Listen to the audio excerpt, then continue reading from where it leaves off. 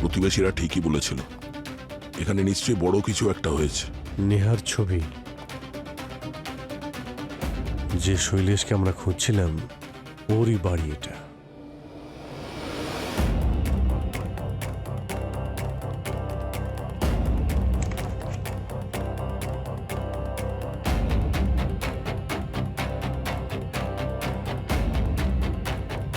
দয়া,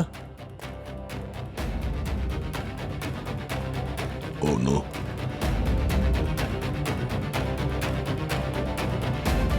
পয়জন।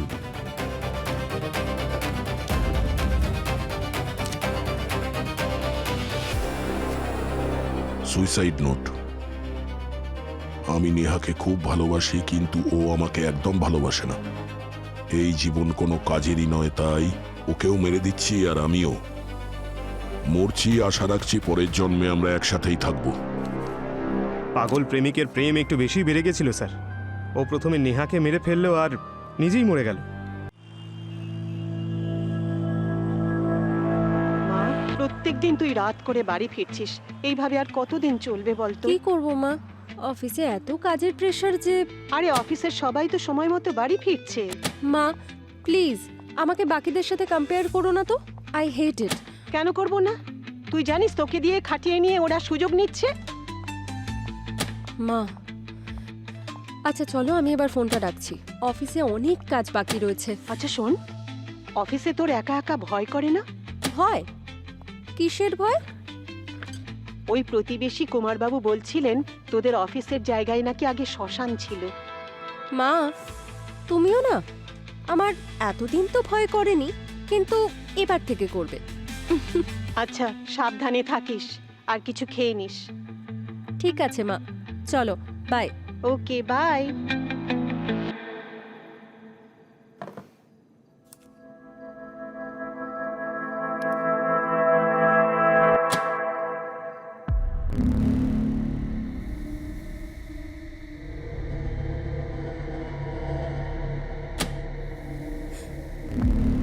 কে কে ওখানে? বিরজু, তুমি তো? দেখো, যেই হও না কেন সামনে আসো, আমার এই ধরনের মজা একদম পছন্দ না। কে ওখানে বলছি, কে ওখানে?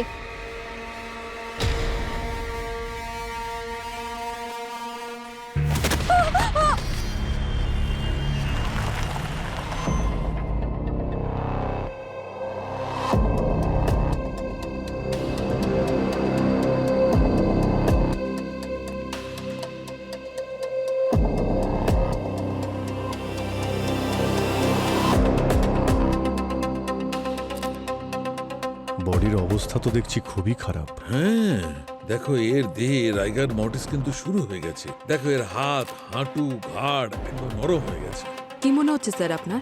মৃত্যু কটার সময় হয়েছে? পুরবি এখন বাজে 9টা, আর এর যেভাবে রাইগার মর্টিস দেখতে পাচ্ছিস তা 8-10 ঘন্টা আগে মারা গেছে।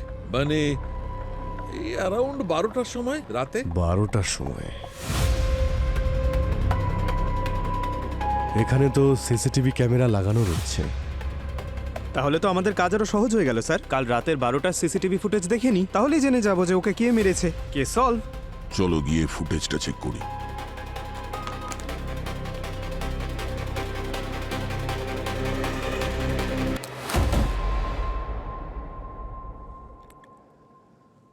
কিছু মনে না করলে একটা কথা বলবো।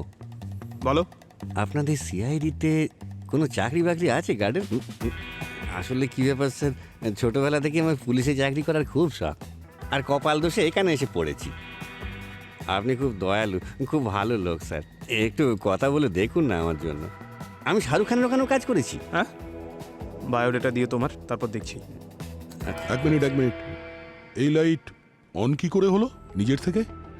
হ্যাঁ স্যার, যখনই কোনো লোক এখান থেকে যায় না, তো লাইট নিজে নিজেই চালু হয়ে যায়। কি অদ্ভুত ব্যাপার না স্যার? আরে এসব কোনো ম্যাজিক ট্যাজিক না, এটা মোশন সেন্সর টেকনোলজি। পঙ্কজ, এই মোশন সেন্সর লাইট তখনই অন হয় যখনই সামনে থেকে কেউ যায়, কিন্তু এখানে কেউ যায়নি, ব্ল্যাঙ্ক। তাহলে লাইট অন কি করে হলো? স্যার আমি যদি কিছু বলি তাহলে এবার আপনি বকবেন। ভূত প্রেত ছাড়া অন্য কিছু বললে আমি শুনবো। আরে স্যার কিন্তু বিষয়টা তো তাই। এই বিল্ডিংটা এখানে তৈরি হওয়ার অনেক বছর আগে এখানে একটা শ্মশান ঘাট ছিল স্যার। নিশ্চয়ই কোনো আত্মা। কি বলছেন কি স্যার? আমি তো এই ব্যাপারটা জানতামই না।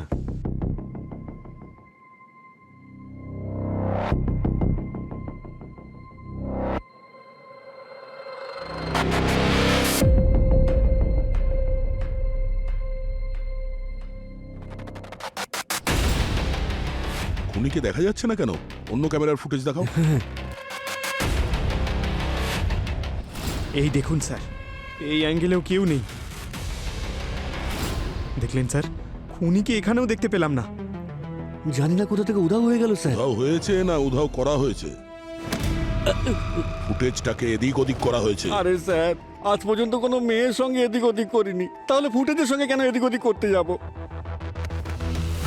এটা বুলেটের এন্ট্রি পয়েন্ট, আর গুলি এখান থেকে বেরিয়েছে, মাথার পেছন থেকে। মানে এটা ক্রেকিয়া আর ক্যালোটিকে ভেদ করে এখান দিয়ে বেরিয়ে পড়েছে।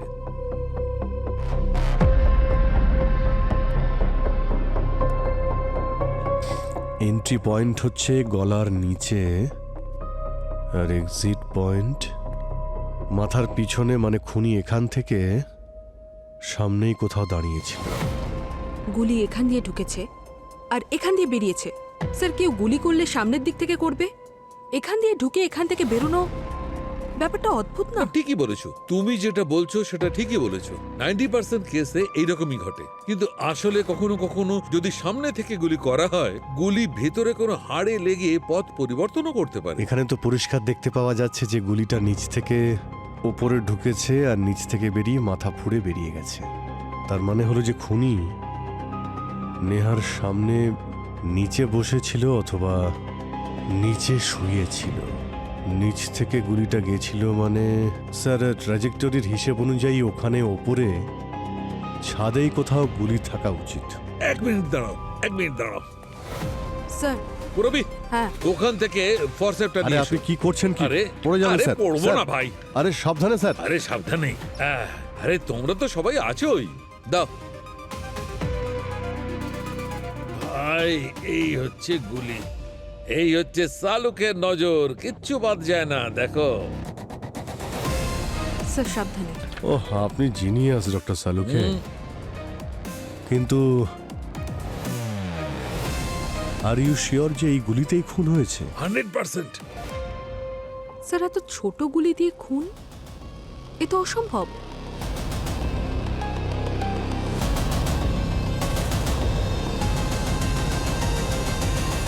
স্যার, এক্ষুনি তো আপনি দেখলেন যে আপনার সামনেই আমি তালাটা খুললাম, তাহলে গন্ডগোল কি করে করব আমি? পুরো রাত পড়েছিল তোর কাছে গন্ডগোল করার জন্য। আরে স্যার, রাতে তো আমি বাড়িতে নাক ডেকে ঘুমোচ্ছিলাম। রাত্রে এখানে কে ছিল? তুই যদি রাত্রে ঘরে ঘুমোস? ওই স্যার, বিরজু ডিউটি ছিল রাতে এখানে। এটা কখন বলবি? এক্ষুনি বললাম তো স্যার। নাম্বার দে। এই দেখুন 36।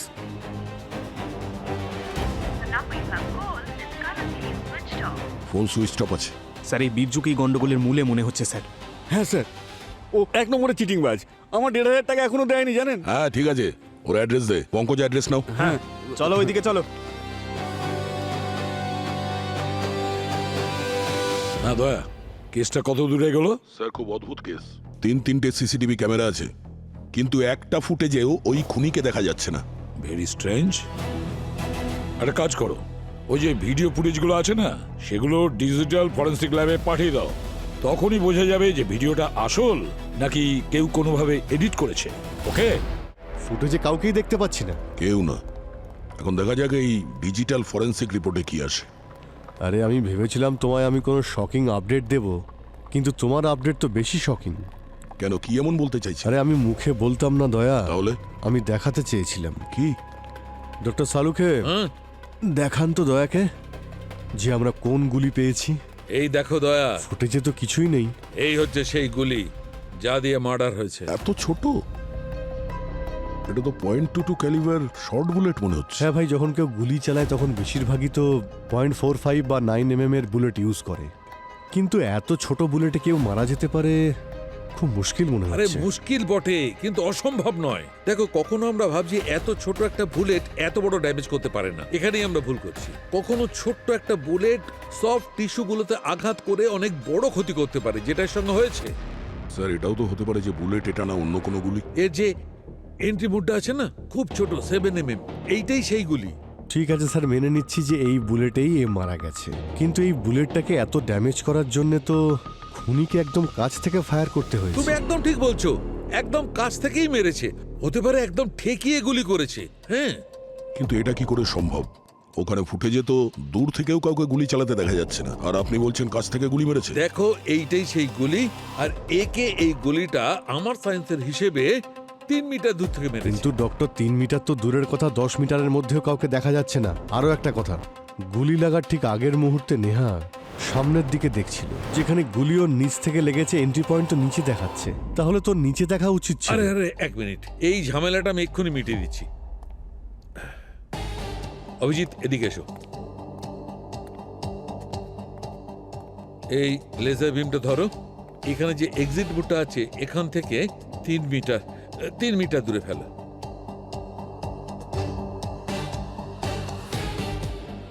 এক, দুই, তিন।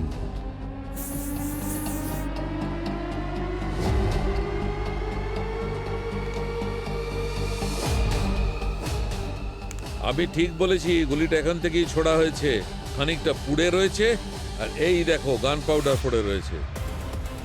খুন এখানে হয়েছে অফিসে, তার মানে খুনি অফিসেরই কেউ হতে পারে।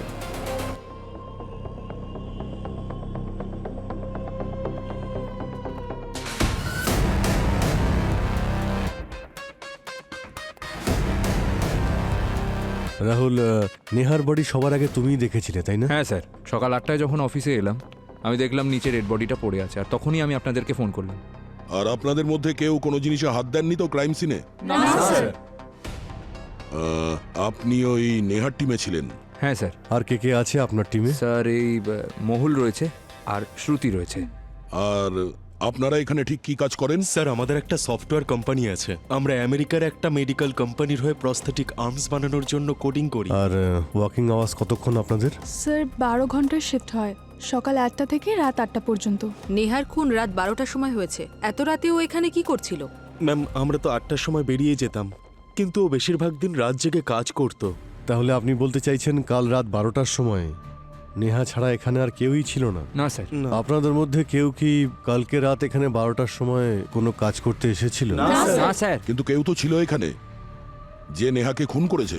আর সে কোনো অফিসারই কেউ, কারণ ভিতরে ঢোকা এতটাও সহজ নয়। এই সমস্ত লক পাসওয়ার্ড প্রোটেক্টেড। আচ্ছা, নেহা কি এখানে প্রায়শই ওভারটাইম করতো, নাকি কোনো বিশেষ কাজেও কালকে এখানে ওভারটাইম করছিল? স্যার, ও বেশিরভাগ দিনই রাত পর্যন্ত কাজ করতো। কেন, ওকে কাজে স্লো ছিল নাকি? না, ও স্লো কাজ করতো না, ও খুবই ফাস্ট ছিল। কিন্তু সুজিত স্যার ওকে খুবই এক্সট্রা কাজ দিত। এই সুজিত স্যার কে? স্যার উনি আমাদের টিমের ম্যানেজার স্যার। সুজিত স্যার নেহাকে প্রয়োজনের থেকে অনেক বেশি কাজ দিতেন। আর কাল রাত্রে তো আমি বলেছিলাম নেহাকে যেন উনি ছেড়ে দেন। স্যার, আপনি নেহাকে যেতে দিন না, ও সেই সকাল থেকে কাজ করছে, ক্লান্ত হয়ে গেছে, যেতে দিন না প্লিজ। এখন তুমি আমাকে আমার কাজ শেখাবে? হ্যাঁ শ্রুতি, কি কখন এখান থেকে বাড়ি যাবে সেটা আমি তোমার কাছ থেকে শিখবো না। ইউ ক্যান লিভ নাও। হ্যাঁ প্লিজ। জানি না সুজিত স্যার নেহার কাছ থেকে কোন জন্মের প্রতিশোধ নিচ্ছিলেন, আর ওই বেচারি কিছু বলতেও পারতো না। তো সুজিত যদি আপনারা যাওয়ার পরেও এখানে নেহার সঙ্গে থেকে থাকে রাত প্রায় 12টা অবধি, তাহলে এবার আমাদের ওই বলবে খুনির নাম। ফোন করো ওনাকে। কোথায় গেছেন উনি? স্যার আমি ওনাকে 8টার সময় ইনফর্ম করেছিলাম, কিন্তু এখন ওনার ফোনটা অফ আসছে স্যার। পূর্বী, স্যার। তুমি একবার খোঁজ নিয়ে দেখো তো এই সুজিতের লাস্ট লোকেশন কোথায় দেখাচ্ছে। স্যার। আচ্ছা পঙ্কজ, ওই নাইট শিফট গার্ডের কাছ থেকে বীরজুর অ্যাড্রেস নিয়েছিলে তো? হ্যাঁ স্যার, এই তো পাশেই থাকে। দয়া তাহলে আমি আর পঙ্কজ একটু বীরজুর সঙ্গে দেখা করে আসি। ঠিক আছে, আমি ততক্ষণে এই সুজিতের খবরটা নিই।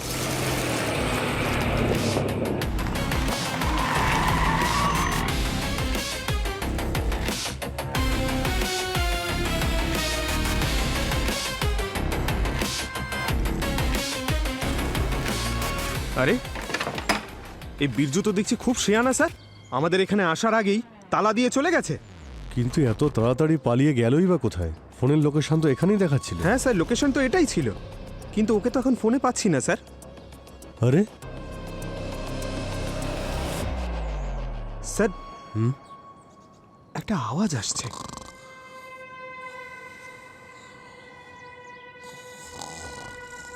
নাক ডাকার শব্দ তো। স্যার দরজা বাইরে থেকে বন্ধ, তালা লাগানো, ভেতর থেকে নাক ডাকার আওয়াজ। ওখানে আবার আরে ভূত। ভাই, তোমার তো সবসময় একই কথা মাথায় ঘুরে।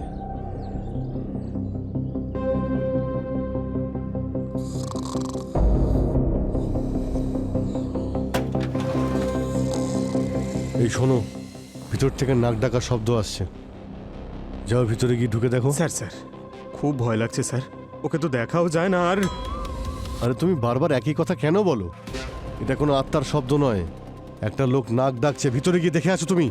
স্যার এই এরিয়াটা খুব বিপজ্জনক, এখানকার লোকজন আমাকে চোর মনে করে খুব পেদাবে স্যার। আমাকে কেন বিপদে ফেলছেন আরে ভাই, আপনি? আমি তো আছি এখানে, তুমি যাও ভিতরে, আমি দেখছি। যাও।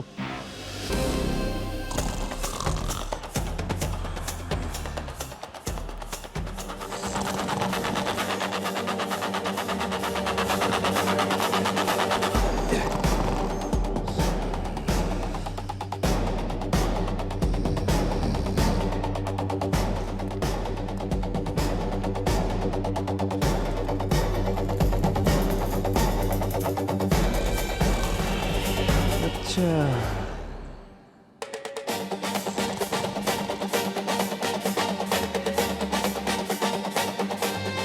নাক ডেকে ঘুমোচ্ছে। স্যার হ্যাঁ, ভেতরে দেখুন, নাক ডেকে ঘুমোচ্ছে। বীর্য, চন্দ্রা, তুমি আমাকে ছেড়ে কেন চলে যাও? চাঁদ মামার কথা বলছে। আরে বাবা, চাঁদ মামা নয়, ও চন্দ্রার কথা বলছে। তোলো ওকে। এই বীরজু, ওর বলছি। আরে আরে আরে ছাড়, ছাড়। আরে স্যার, স্যার কি করছে দেখুন। চোর চোর চোর চোর চোর নয়, সিআইডি। চুমু খাচ্ছিস আমাকে? হ্যাঁ, তোকে আমি আজকে। আরে না। চল বিওরতে। বীরজুকে পেয়ে গেছো? গুড। আমরা এই ওয়াইবো মাল্টিপ্লেক্সে কার পার্কিং লটে আছি। সুজিতের মোবাইল ফোন সুইচ অফ হওয়ার আগে এখানে এই লোকেশন দেখিয়েছিল। ঠিক আছে, আমি তোমাকে পরে ফোন করছি, ওকে? স্যার, সুজিতের ফোন বন্ধ হয়েছে সকাল 8টার সময়, এখন তো 11টা বাজে। স্যার 3 ঘন্টার মধ্যে তো ও শহর ছেড়ে বেরিয়ে গেছে। এটাও তো হতে পারে যে ও নিজের গাড়ি নিজের সাথে নিয়ে যায়নি, এখানেই কোথাও পার্ক করে চলে গেছে। গাড়ির নম্বর কত? স্যার 8959, মেরুন রঙের ব্যাগস্টার।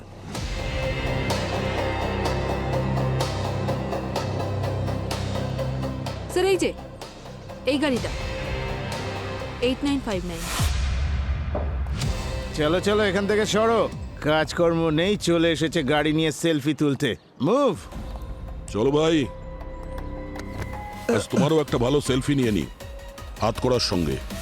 রাহুল যখন ফোন করেছিল নেহা খুন হয়েছে সেটা বলার জন্য, তখন ফোন কেন বন্ধ করেছিলেন? স্যার ওই সময় আমি এমন জায়গায় ছিলাম যে ফোন রিসিভ করা সম্ভব ছিল না, সেই জন্যই ফোন বন্ধ ছিল। আচ্ছা, আমরাও শুনি জায়গাটার নাম যেখানে আপনি ছিলেন। স্যার কনসুলেটে ভিসার ইন্টারভিউ ছিল, ওখানে ফোন নিয়ে যাওয়া বারণ। সত্যি কি আপনার ভিসার ইন্টারভিউ চলছিল? স্যার আপনাদের যদি বিশ্বাস না হয় ওদের জিজ্ঞেস করতে পারেন। তোমার কোম্পানিতে কাজ করা একজন মেয়ের খুন হয়েছে অফিসে, আর তোমার ভিসা ইন্টারভিউ দেওয়ার জন্য কনসুলেটে যাওয়া বেশি জরুরি মনে হলো? স্যার আবার আপনি ব্যাপারটা নিজের ইগোতে নিচ্ছেন। এই! না মানে স্যার, আপনি কখনো ইউএস ভিসার জন্য অ্যাপ্লাই করেছেন?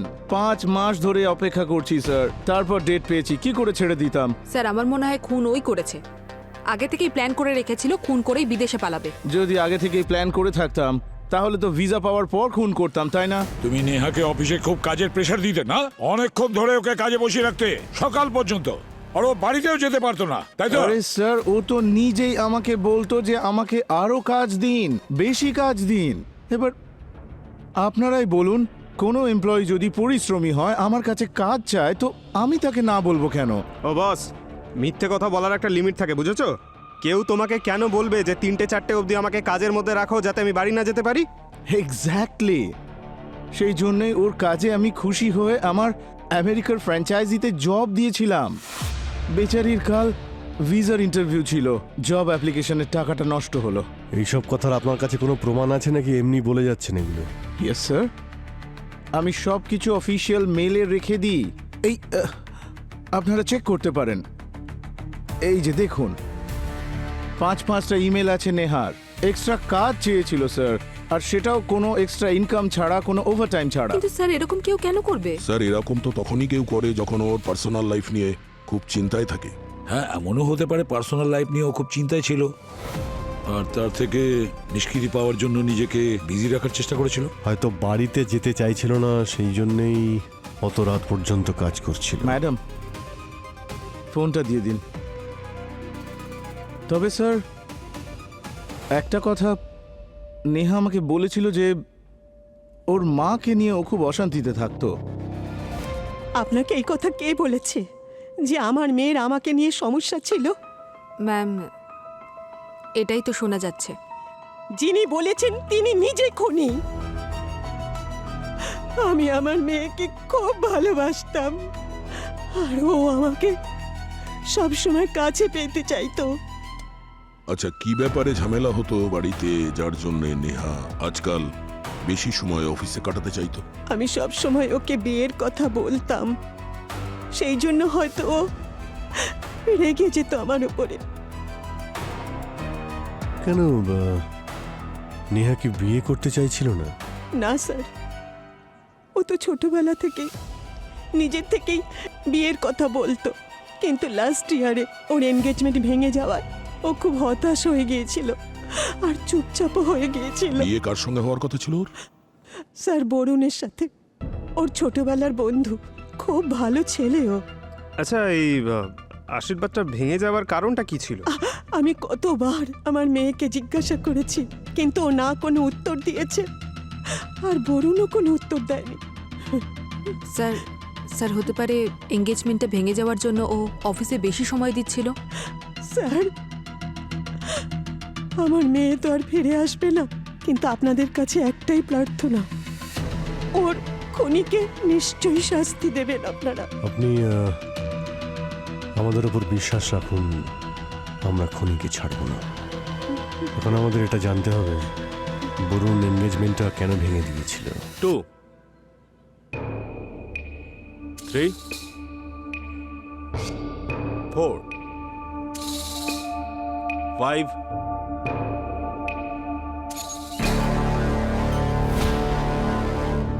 আসুন স্যার, আপনারাও কি এখানে যোগা শিখতে এসেছেন নাকি? না না, আমরা এখানে যোগা শিখতে আসিনি, আমরা কিছু কথা বলতে এসেছি। আমরা সিআইডি থেকে। সিআইডি? তোমরা 5 মিনিটের একটা ব্রেক নাও, তারপরে ক্লাস কন্টিনিউ করবে।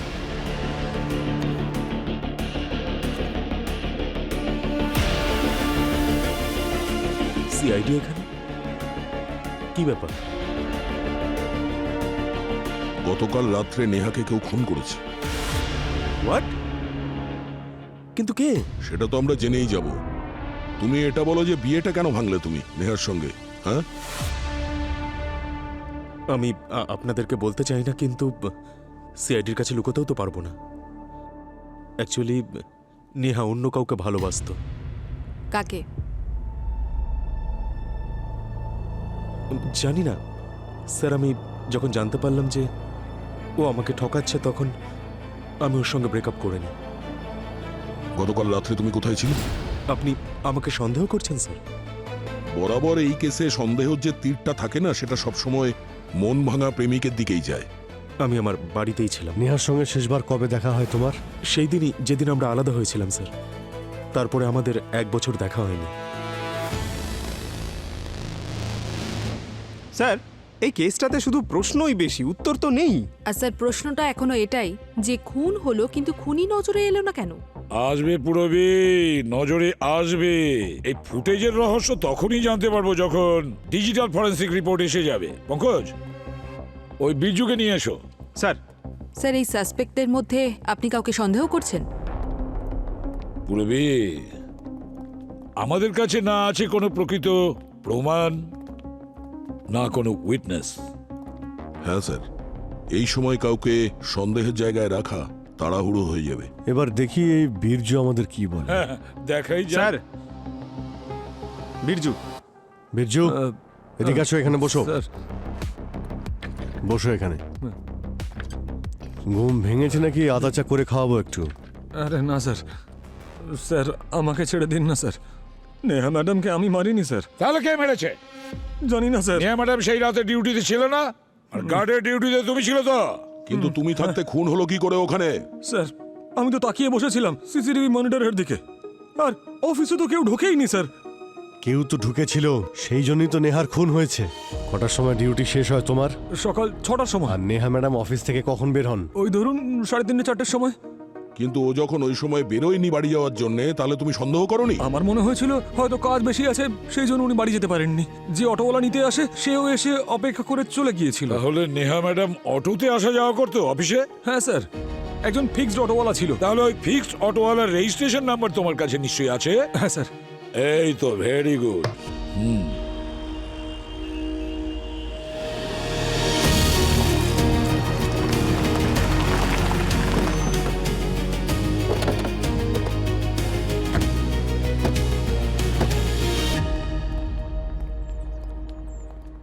আচ্ছা দাদা, আপনাদের মধ্যে সুলতান কে? ওই যে স্যার। আসুন স্যার, রেলওয়ে স্টেশন আসুন। Police station? পুলিশ স্টেশন কেন মজা করছেন স্যার? রেলওয়ে স্টেশন যেতে চাইলে বলুন। এমনিতে আমার গাড়িতে 3 জনই যেতে পারে। আপনি আরেকটা অটো নিয়ে নিন না। হ্যাঁ স্যার, আমার অটো খালি আছে। এক মিনিট, এক কাজ করো, তুমি আমাদের গাড়িতে ওঠো, ওখানে অনেক জায়গা রয়েছে।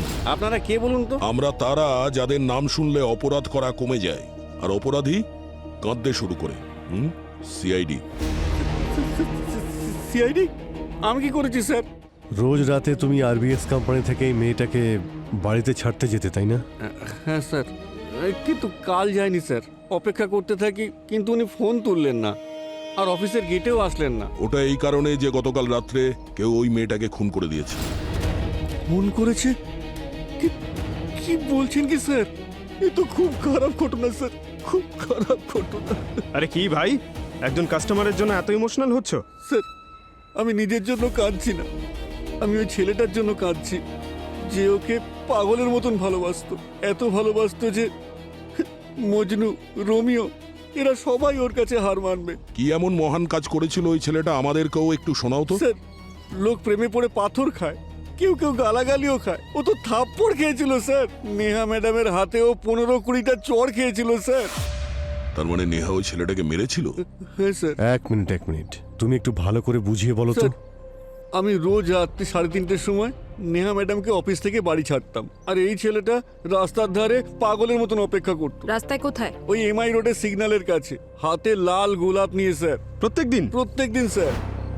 শুধু এই আশায় স্যার যে নেহা ম্যাডাম কখনো না কখনো ওকে মেনে নেবে, আর তার দেওয়া গোলাপ ফুলটা সে স্বীকার করবে। প্রথম নেহা ম্যাডাম ওকে রোজ চড় মারত। প্রতিদিন রাত্রে ওই চড়ের আওয়াজ সারা এলাকায় শোনা যেত। ও রোজ হাসতে হাসতে চড় খেয়ে নিত? হ্যাঁ স্যার। একবার ভাবুন, নেহা ম্যাডামের মৃত্যুর খবর শুনে ওর কি অবস্থা হবে। নাম কি ছিল ওই ছেলেটার? স্যার তা তো জানি না। মুখটা তো মনে আছে? না স্যার, আজকাল তো সব ছেলেকেই হিরোর মতন দেখায়। আচ্ছা, তোমাকে কিছু ছবি দেখাচ্ছি, দেখো তো এদের মধ্যে কেউ কিনা। পঙ্কজ, এই দেখো।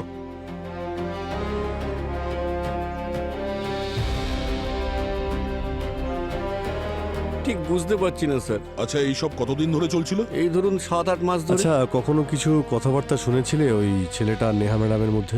হ্যাঁ স্যার, একদিন তো এনগেজমেন্ট না কি নিয়ে ওদের দুজনের মধ্যে খুব চিল্লামিল্লি হচ্ছিল। এনগেজমেন্ট? হ্যাঁ। তার মানে এটা সেই ছেলেটা যার জন্যে নেহা আর বরুণের বিয়ে ভেঙে গেছিল? বা হয়তো সেই ছেলেটা যে এই এনগেজমেন্টটা ভাঙে। বরুণ। অদ্ভুত ব্যাপার, এনগেজমেন্টটা ভেঙে দিয়েছে কিন্তু ভালোবাসা কমেনি। সারা বাড়ির মধ্যে নেহার ছবি তুমি লাগিয়ে রেখেছো। হ্যাঁ, সম্পর্ক তো মাঝে মাঝে ভেঙে যায় স্যার, কিন্তু মনের ভিতরে থাকা ভালোবাসা এত সহজে নষ্ট হয় না। আর তোমার এই আবেগের জন্য সারা রাত ধরে রাস্তায় দাঁড়িয়ে নেহার জন্য অপেক্ষা করতে, তাই না? রাস্তাতে? হ্যাঁ রাস্তাতে, এমআই রোডে, ভোর 4টের সময়। এসব কি বলছেন স্যার? আমি তো আপনাদের আগেও বলেছি যে নেহার সঙ্গে 1 বছর দেখা হয়নি। আচ্ছা ঠিক আছে, এটা বলো যে সে কে ছিল যার জন্য তুমি বিয়েটা ভেঙেছো নেহার সঙ্গে? অ্যাকচুয়ালি ওর অফিসার একজন কলিগের আমার কাছে মেসেজ এসেছিল যে ও আর নেহা একে অপরকে ভালোবাসে, আর সেই জন্য আমার মাঝখান থেকে সরে যাওয়া উচিত। রাগের মাথায় সম্পর্ক ভেঙে ফেলি, কিন্তু পরে জানতে পারলাম যে ছেলেটা মিথ্যা কথা বলছিল আর নেহার ওর সাথে কোনো সম্পর্কই ছিল না। আগের বার যখন তোমার সঙ্গে আমরা দেখা করলাম তখন তুমি মিথ্যে কেন বললে যে তুমি ওই লোকটাকে চেনো না? স্যার এটা মার্ডার কেস, আর আমি ভয় পেয়ে গেছিলাম যে আমি আবার এতে ফেসে না যাই। বাহ, যে মেয়েটাকে তুমি এত ভালোবাসতে, তুমি কি চাও না যে তার খুনি তাড়াতাড়ি ধরা পড়ুক? কে ছিল সেই ছেলেটা? হ্যাঁ, কে তোমাকে মেসেজ করেছিল? শৈলেশ। Very good officer. এই প্রথমবার আপনাদের সন্দেহের তীর সঠিক ব্যক্তিকে আঘাত করেছে। তাহলে আপনারা সবাই মনে করেন যে শৈলেশই মেরেছে ওকে? অফকোর্স। কোথায় সে? এখানে গল্পে একটা টুইস্ট আছে অফিসার। ও এই কোম্পানিতে কাজ করে না। ইনফ্যাক্ট 1 বছর আগে আমি ওকে চাকরি থেকে বরখাস্ত করেছিলাম। কেন? ও কি ঠিক করে কাজ করতো না নাকি? No, he was outstanding. নিজের কাজও খুব ভালো করে করত। আমরা আমেরিকাতে যে সমস্ত প্রস্থেটিক সাপ্লাই করি সেগুলো ওই ডিজাইন করেছিল। তাহলে ওকে কাজ থেকে বার করার কারণ? স্যার ও নেহার পেছনে পড়েছিল। নেহার এঙ্গেজমেন্ট ভাঙার পেছনে ওরই হাত ছিল। তোমার সাহস কি করে হলো এই মেসেজটা আমাকে পাঠানোর? আমি তোমাকে কোনো মেসেজ পাঠাইনি। এই দেখুন, এটা ওরই নাম্বার তো। পড়ে শোনাচ্ছি। নেহা ডার্লিং, তোমার এঙ্গেজমেন্ট ভেঙে গেছে, সেটার জন্য আমার খুবই খারাপ লাগছে। যেই খুশি তোমার ফিয়ান্সে তোমায় দিতে পারিনি, সেটা আমি তোমায় দেব। পার্টির পরে তুমি আমার রুমে এসে দেখা করো। ওহ মাই গড! Really? তোমার সাহস কি করে হয় একজন কো-ওয়ার্কারের সঙ্গে এই ধরনের অসভ্যতা করা? স্যার আমি কোনো মেসেজ পাঠাইনি স্যার, প্লিজ ট্রাস্ট মি। কাল থেকে তুমি অফিসে আসবে না Shailesh. Sir you coward, get আমার লস্ট। কথাটা শুনুন sir. Get lost. Guys, party is over. এত কিছু হয়ে গেছে আর আমাদেরকে এই কথাটা বলার প্রয়োজন মনে করেননি? স্যার ওর কাছে তো কোম্পানির অ্যাক্সেসই নেই, তাহলে ও কোম্পানিতে ঢুকবে কি করে? না না শ্রুতি, এখানকার পুরো সিকিউরিটি সিস্টেম ওই ডিজাইন করেছিল। তাহলে তো ও খুব সহজেই হ্যাকও করতে পারে। এই শৈলেশের সমস্ত ডিটেলস চাই। Okay officer. হ্যাঁ স্যার, এইটাই তো সেই পাগল প্রেমিকটা। আরে তুমি এখন কি করে একবারে চিনলে? তখন তো আমাদের বললে যে সবার মুখ নাকি তোমার একই মনে হয়। মুখ দেখে চিনিনি স্যার, ওর এই গোল্ডেন চকচকে ঘড়িটা রাতেও খুব চকচক করতো স্যার, যেমন ছবিতে দেখা যাচ্ছে। আচ্ছা ঠিক আছে সুলতান, তুমি যাও, প্রয়োজন পড়লে আবার ডাকবো। আসি স্যার। স্যার এটা তো কনফার্ম যে ওই লোকটা শৈলেশ ছিল। কিন্তু শৈলেশ তো এভাবে উধাও হলো যেন গাধার মাথা থেকে শিং। ওর অ্যাড্রেস, ফোন নাম্বার সব চেঞ্জ হয়েছে না? হ্যাঁ স্যার, ওকে জব থেকে বের করে দেওয়ার পর একেবারে আন্ডারগ্রাউন্ড হয়ে গেছে, কোনো খোঁজই পাওয়া যাচ্ছে না। ঘটনাটা যাই হোক না কেন, নেহাকে খুন ওই শৈলেশই করেছে। নেহা ওর ভালোবাসাকে রিফিউজ করেছিল। স্যার এখনো পর্যন্ত তো মিস্ট্রি একই জায়গাতে রয়েছে। এই শৈলেশকে আমরা খুঁজে কেন পাচ্ছি না? Hello, I am doctor Hermann from digital technologies. Mister Hermann, এই ফুটেজটাকে এডিটিং করা হয়েছে তাই না? স্যার আমরা ফুটেজটা খুব ভালোভাবে চেক করেছি আর এর সাথে কোনো রকম এডিটিং করা হয়নি স্যার। এটা একদম অরিজিনাল ফুটেজ স্যার। আমার তো মনে হচ্ছে এটা কোনো আত্মা করেছে। এখানে নিশ্চয়ই কোনো ইনভিজিবল লোক রয়েছে। পঙ্কজ, তুমি আবার শুরু করেছো? মিস্টার হারমান, আমরা এই ফুটেজ আরেকবার চেক করতে চাই। Sure sir. হারমান, তুমি এখানে এই নেহার সামনেটা জুম করো তো, ঠিক পায়ের কাছটায়। স্যার এতটা জুম করলে গ্রেনসের কারণে ফুটেজ ঠিক করে দেখতে পাবেন না স্যার। কিন্তু আপনার কাছে কোনো সফটওয়্যার বা টুল আছে তো, যেটা দিয়ে জুমড ইন ফুটেজকে আরো পরিষ্কার করা যায়? স্যার আপনি ঠিকই বলেছেন, কিন্তু 100% এফেক্টিভ নয়। তাও চেষ্টা করে দেখতে পারি স্যার।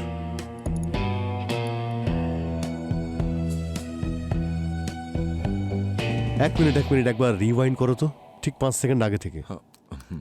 স্যার। হ্যাঁ হ্যাঁ হ্যাঁ হ্যাঁ অভিজিৎ, কোন একটা মুভমেন্ট হচ্ছে ফ্লোরে, সার্কুলার মুভমেন্ট দেখো। কোনো মেশিনের ছায়া মনে হচ্ছে স্যার। কিছু একটা গোল মনে হচ্ছে আমার। ফ্ল্যাশ, তার মানে এখান থেকে বুলেট চলেছে। এবার এই অদৃশ্য খুনির রহস্য অল্প অল্প বোঝা যাচ্ছে। অনেক লম্বা প্ল্যানিং করেছিল। এমন একটা ডিভাইস বানিয়েছে যাতে বন্দুক ফিট করা যায়। আর এমন ভাবে করেছে যাতে কারোর চোখে না পড়ে। খুব ভেবে চিন্তেই ওটা সেট করেছিল। কিন্তু স্যার বুলেট তো গান দিয়েই চলে স্যার, আর এটা তো একটা মেশিন, আর এই মেশিনটা শেপও তো কোনো গানের মতো নয়। পঙ্কজ, বুলেট গান থেকেই বেরোয়, কিন্তু গান অন্য ডিভাইসেও ফিট করা যায়, তাই না? এই ডিভাইসের যে মুভমেন্ট হচ্ছে আর এর সাইজটা দেখে মনে হচ্ছে যে এটা কোনো রোবোটিক ভ্যাকুম ক্লিনার, যেটা দিয়ে মেঝে পরিষ্কার করা হয়। মানে স্যার, আমরা মাথা চুলকোচ্ছিলাম খুনি এলো কি করে আর গেল কি করে, আর এই মেশিনটা নিজের কাজ করে বেরিয়ে গেল। এই জন্যই আমরা ওখানে গান পাউডার পেয়েছিলাম, মানে ক্রাইম সিন থেকে। স্যার তার মানে ফ্লোর ক্লিনার ফ্লোরের সঙ্গে ক্যামোফ্লেজ হয়ে গিয়েছিল, সেই জন্যই নেহা দেখতে পায়নি। আর ওই ফ্লোর ক্লিনারের মুভমেন্টের জন্য উপরের লাইটটা অন অফ হচ্ছিল, মোশন সেন্সর, তাই ও সামনের দিকে দেখছিল। তবে এই খুনি খুব ব্রিলিয়ান্ট ইন্টেলিজেন্ট লোক।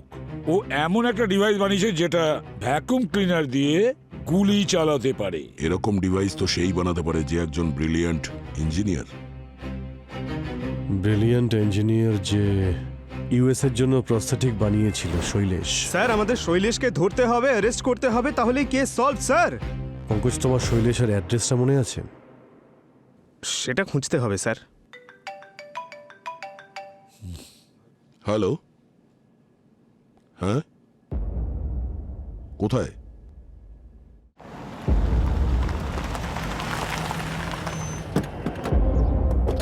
আমাদের তো ভাগ্য খুলে গেল স্যার, আমরা তো ওকে সব জায়গায় খুঁজছিলাম আর নেবাররা বলে দিল যে ও এখানেই আছে। কিন্তু পঙ্কজ, তুমি কি করে জানলে যে এ সেই শৈলেশ?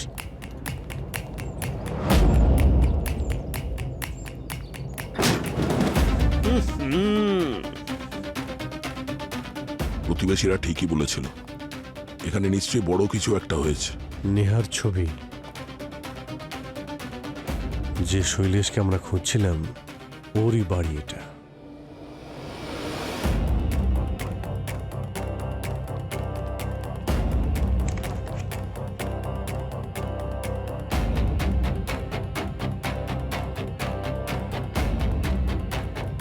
দয়া,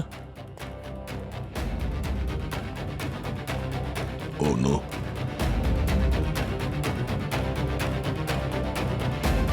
পয়জন।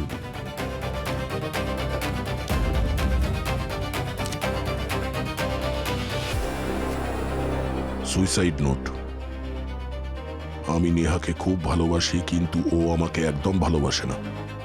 এই জীবন কোনো কাজেরই নয়, তাই ওকেও মেরে দিচ্ছি আর আমিও মরছি। আশা রাখছি পরের জন্মে আমরা একসাথেই থাকবো।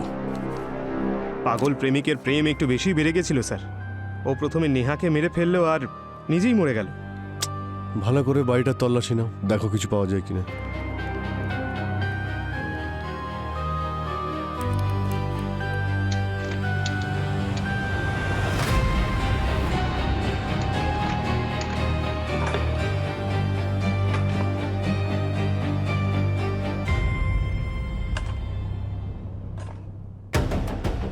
স্যার। হ্যাঁ পুরবি। স্যার এই দেখুন, এই ফ্লোর ক্লিনার গানটার মেকানিজম। এতে .22 ক্যালিবার গান ফিট করা হয়েছে। মেকানিজম খুব পাওয়ারফুল। এর থেকে বেরোনো ছোট্ট গুলিতে নেহার প্রাণ চলে গেছে। স্যার, এই ডায়েরিটা পেয়েছি, এতেই মেশিনের ডিজাইন আর মেকানিজম রয়েছে। স্যার অফিসের লোক বলছিল না ও খুব ভালো ইঞ্জিনিয়ার, তাই ওর কাছে এসব করা কোনো বিশেষ ব্যাপার নয়। একের পর এক একটা এভিডেন্স ফটাফট মিলে যাচ্ছে, মনে হচ্ছে যেন প্ল্যান করা। হ্যাঁ, যদি ওর আত্মহত্যা করার ইচ্ছেই থাকে তাহলে এত লম্বা প্ল্যানিং করার কি প্রয়োজন ছিল নেহাকে মারার জন্য? মানে প্রতিদিন রাস্তায় ও নেহাকে দেখতে পেত, ওখানেও তো মারতে পারতো। তার মানে খুনি অন্য কেউ আর আমাদেরকে বোকা বানানোর চেষ্টা করছে। এই সুইসাইড নোটটাও বোধহয় নকল। স্যার হতে পারে এসব বরুণেরই কাজ, নেহা আর শৈলেশের উপর প্রতিশোধ নেওয়ার জন্য। হতে পারে। এই জিনিসটা আবার কি হচ্ছে? এই শৈলেশের চাকরি তো অনেকদিন আগেই চলে গিয়েছিল, 2024-এ। তো ওই কোম্পানির 2025-এর ডায়েরি ওর বাড়িতে কি করছে এখানে? তার মানে কথাটা পরিষ্কার, খুনি এই অফিসের মধ্যেই কেউ।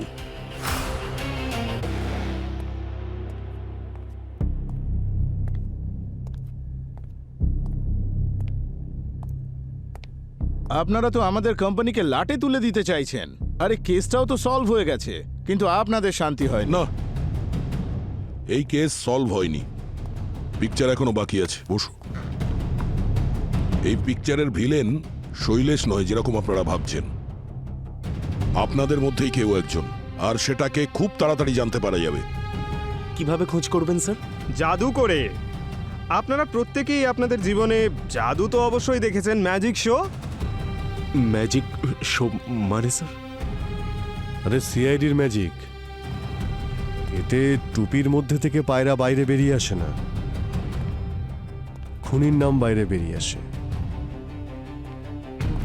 বরুণ, ওই মেসেজটা দেখাও যেটা শৈলেশ পাঠিয়েছিল তোমাকে। থ্যাঙ্কস। আরমান, কাজে লেগে যাও স্যার। তাড়াতাড়ি।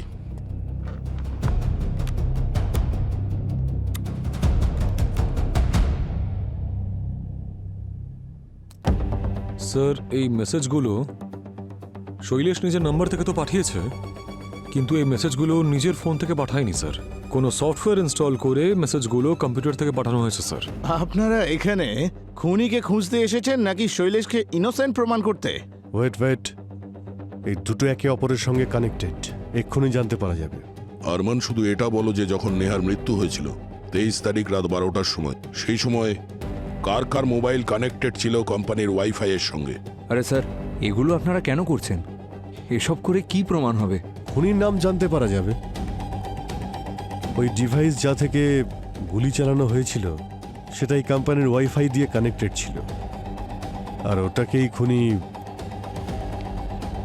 নিজের মোবাইল থেকে অপারেট করছিল। শুধু সেটাই খুঁজতে হবে যে কার মোবাইল ওটা। স্যার, নেহার মার্ডারের সময় 3টে ডিভাইস কোম্পানির ওয়াইফাই এর সঙ্গে কানেক্টেড ছিল স্যার। প্রথম নেহার মোবাইল, দ্বিতীয় ওর ল্যাপটপ, তৃতীয় আর একটা মোবাইল যার রিং এবার বাজতে চলেছে।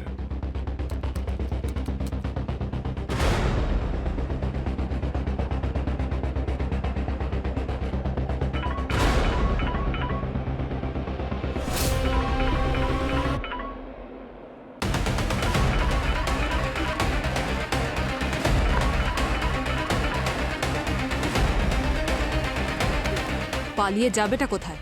ক্লাইম্যাক্সটা এখনো বাকি আছে। হ্যাঁ হ্যাঁ, আমি নেহাকে খুন করেছি। আমি ওর থেকে বেশি ইন্টেলিজেন্ট ছিলাম, আমি ওর থেকে বেশি ট্যালেন্টেড ছিলাম, কিন্তু সব প্রজেক্ট ওই সুজিত ওই নেহাকে দিয়ে দিত। ব্যাস, শুধু এই ব্যাপারটার জন্য তুমি নেহাকে মেরে ফেললে? আরে তুমি তো সুজিতকে বোঝাতে পারতে। চেষ্টা করেছিলাম আমি, কিন্তু ও বোঝার জন্য তৈরিই ছিল না, উল্টে আমাকে ইনসাল্ট করতো। স্যার, আমি না প্রস্থেটিক আর্মের নিউ আপডেটেড ভার্সন তৈরি করেছি, যেখানে এআই ফিচারও রয়েছে। সত্যি, কোম্পানি শুধু ডিজাইন নিয়ে চলে না, বিজনেস সেন্স বোঝো তুমি? বিজনেস আসলে কি? ধান্দা। টাকা কামাতে গেলে যা করতে হয়। এই সমস্ত ফালতু আইডিয়া নিয়ে আমার কাছে আর তুমি আসবে না। লিভ নাও। এক দেশে দুজন রাজা থাকতে পারে না, আর নেহার থাকাকালীন আমার উন্নতি অসম্ভব ছিল। তো তুমি অনেক বড় প্ল্যানিং করেছিলে নেহাকে অফিস থেকে বের করার জন্য। বরুণকে নকল মেসেজও পাঠিয়েছিলে না? আমি ভেবেছিলাম যে বরুণ এই ঘটনার পর ওকে কাজ করতে দেবে না, কিন্তু সব উল্টো হলো। ও তো নেহার সাথে সম্পর্কটাই ভেঙে দিল। আর সেই ভাঙা সম্পর্ক থেকে বেরিয়ে আসার জন্য ওই নেহা বেচারি অফিসে আরো টাইম স্পেয়ার করছিল, কাজ করতো লেট নাইট পর্যন্ত। আর আমার প্ল্যানে জল ঢেলে দিল। আর এরপর তুমি আর একটা চাল চলেছিলে। এরপরে তুমি শৈলেশের মোবাইল থেকে বরুণকে না, ডিরেক্টলি নেহাকে মেসেজ করেছিলে। শৈলেশ আমার ভালো বন্ধু ছিল। আমি জানতাম যে শৈলেশ নেহাকে পছন্দ করত, আর আমি শৈলেশের মনে এই মিথ্যে ধারণা তৈরি করেছিলাম যে নেহা ওকে পছন্দ করত। কিন্তু ওরা দুজন যদি এক হতো তাতে তোমার কি লাভ হতো? যদি ওরা একে অপরকে ডেট করতো তাহলে সেটা কোম্পানির পলিসির এগেনস্টে হতো, আর তারপর নেহাকে চাকরি থেকে বের করে দিত। কিন্তু ব্যাপারটা হয়েছে উল্টো। নেহার চাকরি তো যেরকম ছিল সেরকমই ছিল, কিন্তু তখন শৈলেশের চাকরিটা চলে যায়। আর ওর সব প্রজেক্টও নেহাকে দিয়ে দেওয়া হলো। আর এতে তোমার সমস্যা আরো বেড়ে গেল। হ্যাঁ, আমার খুব খারাপ লেগেছিল। আর সব থেকে খারাপ তো আমার তখন লেগেছিল যখন ওই সুজিত নেহাকে ইউএসএ পাঠানোর কথা বলেছিল, কিন্তু ইউএসএ গিয়ে প্রজেক্ট করার স্বপ্ন আমার ছিল, আমার। আর সেই ভাঙা স্বপ্ন থেকে বেরিয়ে আসার বদলে তুমি ভাবলে তুমি নেহাকেই যদি রাস্তা থেকে সরিয়ে দেওয়া যায় তাহলে কেমন হয়? আর শৈলেশকে চাকরি থেকে বরখাস্ত করার পরও নেহার ভালোবাসায় ও ক্ষমা চাইতে থাকে। ওই বেচারাও কি জানতো নাকি যে নেহার মার্ডারের সঙ্গে সঙ্গে তুমি ওর মার্ডারেরও প্ল্যান করে রেখেছিলে? আমার কাছে আমার ট্যালেন্ট দেখানোর এই একটাই সুযোগ ছিল।